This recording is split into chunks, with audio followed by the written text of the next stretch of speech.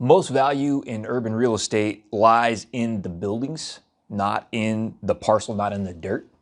Let me give you an example that hopefully will illustrate that. Let's say you have two parcels, the same size, half acre. They're both in the same neighborhood. One has a 4,000 square foot building. The other has an 8,000 square foot building. The buildings are roughly the same quality.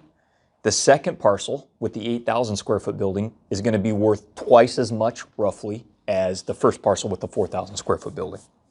So most of the value in an urban parcel is in the building, not in the actual dirt itself. Now there are exceptions to that. That's just a general rule. So what's the consequence of that? That kind of truth or that fact. Developers care a lot about not just the gross parcel size, but about the buildable volume of a parcel. So now that's not true if you're growing walnuts or tomatoes. So we work for a lot of ag clients here, and they are concerned about the gross parcel area. That's what they want to know. But for developers that are working in urban areas, they're not just concerned about the parcel area. They want to know what is the buildable volume of a parcel. So how do you figure out what the buildable volume is? You take your buildable footprint, your buildable envelope, and multiply that by the height, the allowed height of the building. That gives you a rough idea of what your buildable volume is. So the more compact the development pattern, in other words, the denser the neighborhood, the denser the urban area, the more important this principle becomes, right? So if you're in a downtown, buildable volume is way more important than if you're in a suburb. So to accurately calc the buildable volume, you must first calculate the buildable envelope, right? That's the envelope or the footprint that you are allowed under the regulatory framework to develop. Okay? So this has to do with the law and with the regulations that apply to the parcel. So what is the buildable envelope? I'll tell you what most architects would say. Most architects would probably say the buildable envelope is the parcel area minus the building setbacks. I understand why they say that, but it is a gross oversimplification of what the actual buildable envelope of a parcel is. So it's way oversimplified. And if you're gonna be a good real estate professional, you need to understand there's a more nuanced definition. So here is a more nuanced definition that I put together. The buildable envelope is the portion of a land parcel available for potential construction of high value improvements. Okay? And we can talk more about what's a high value improvement and what isn't. Now I say potential area available for construction of high value improvements because design constraints can further reduce the area that you can build on from a practical point.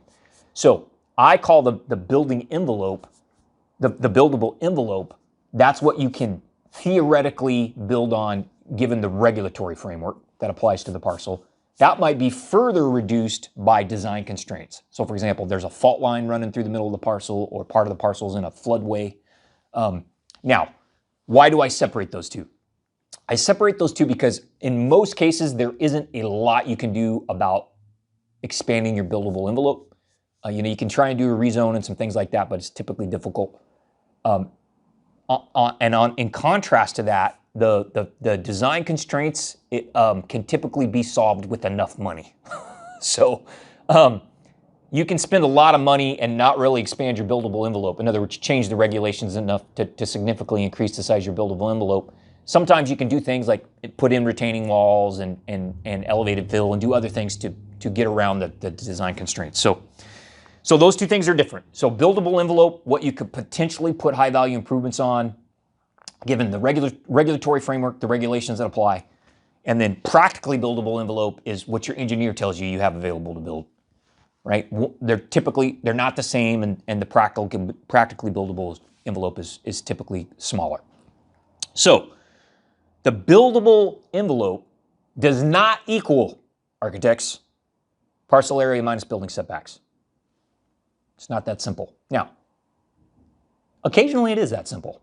But it's not usually that simple. So what are some other things besides building setbacks that can reduce the buildable envelope of a land parcel? I'm going to give you seven things. I'm just going to list them. We're not going to go into detail.